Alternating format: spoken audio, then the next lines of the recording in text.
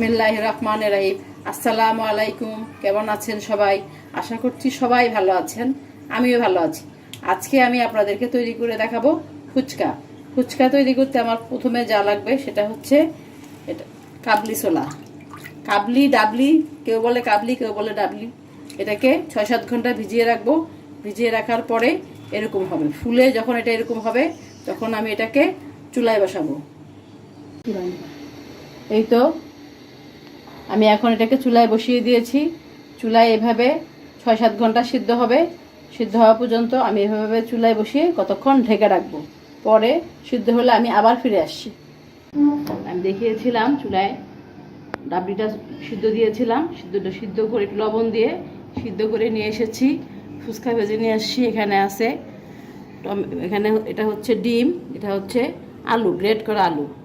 আর আমি এখানে নিয়েছি শসা, পেঁয়াজ কুচি, কাঁচামরিচ কুচি, 1 পিস লেবু টকের জন্য। আর এখানে টক বানানোর জন্য এখানে আছে এটা আমার হাতে তৈরি করা মশলা। এই মশলাটা দিলে চটপটিটা অনেক টেস্টি হয়।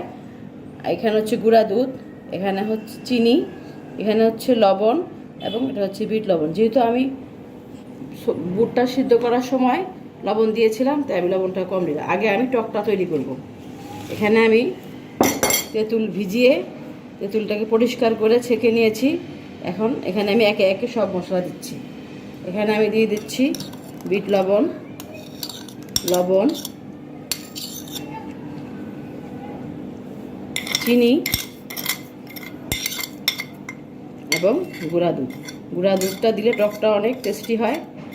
একটা টক দুই একটা ভাব আসে, এই জন্য গুঁড়া দুধ। আর এখানে দিলাম আমার হাতে তৈরি করা সেই মশলা। আর দিব একটু রাঁধুনি চটপটির মশলা। এখন এটাকে আমি ভালোভাবে মিক্স করব।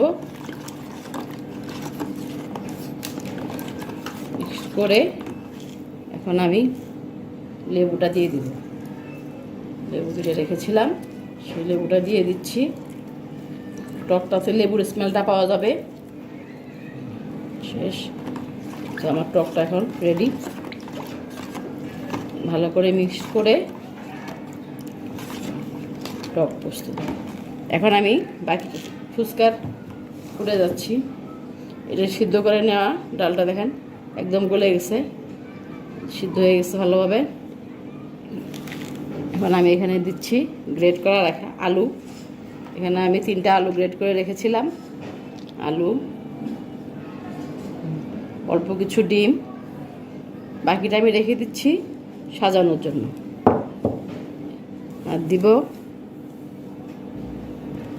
শসা কুচি, পেঁয়াজ কুচি, কাঁচামরিচ কুচি। এরপরে সেই তৈরি করে রাখা মশলা,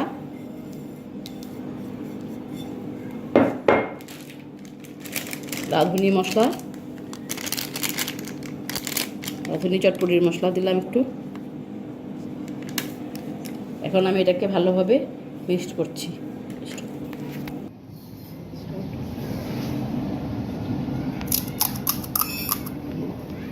এখন এভাবে আমি ফুচকায় ঢুকাবো। তো এভাবে আরও একটু দেখাচ্ছি।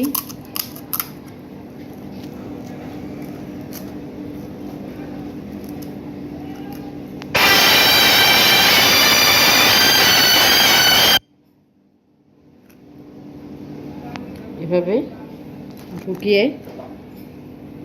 উপরে এভাবে ডিম ছড়িয়ে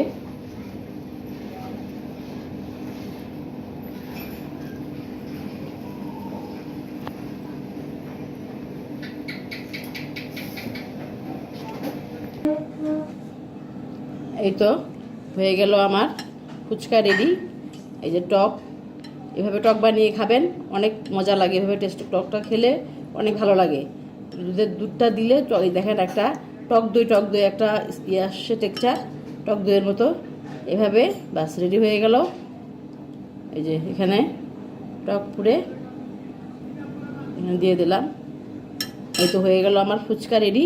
এভাবে তৈরি করে আপনারা খাবেন, ভালো লাগবে। আশা করছি ভালো লাগবে।